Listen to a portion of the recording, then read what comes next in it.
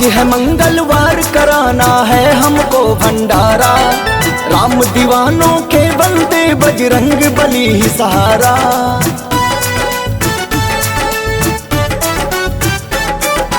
आज है मंगलवार कराना है हमको भंडारा, राम दीवानों के बनते बजरंग बली ही सहारा। जय जयकारा प्रभु तेरा जय जयकारा हो, जय जयकारा प्रभु तेरा जय जयकारा। जय जयकारा प्रभु तेरा जय जयकारा हो, जय जयकारा प्रभु तेरा जय जयकारा।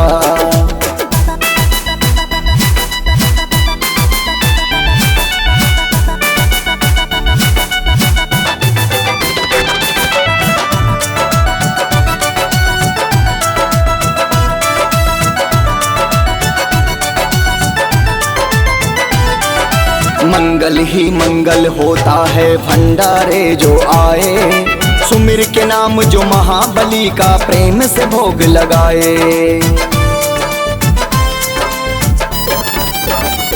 हाँ मंगल ही मंगल होता है भंडारे जो आए, सुमिर के नाम जो महाबली का प्रेम से भोग लगाए। जो आए सच्चे दिल से दुख हर लेते हैं सारा, राम दीवानों के बनते बजरंग बली ही सहारा। जय जयकारा प्रभु तेरा जय जयकारा हो, जय जयकारा प्रभु तेरा जय जयकारा। जय जयकारा प्रभु तेरा जय जयकारा हो, जय जयकारा प्रभु तेरा जय जयकारा।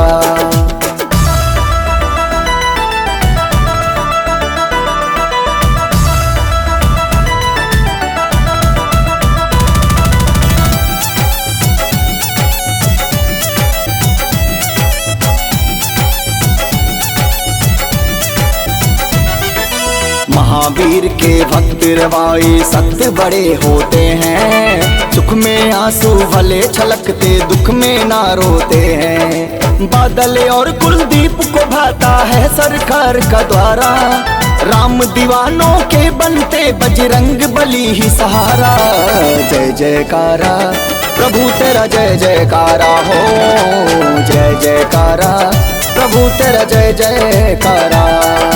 जय जयकारा प्रभु तेरा जय जयकारा हो, जय जयकारा प्रभु तेरा जय जयकारा।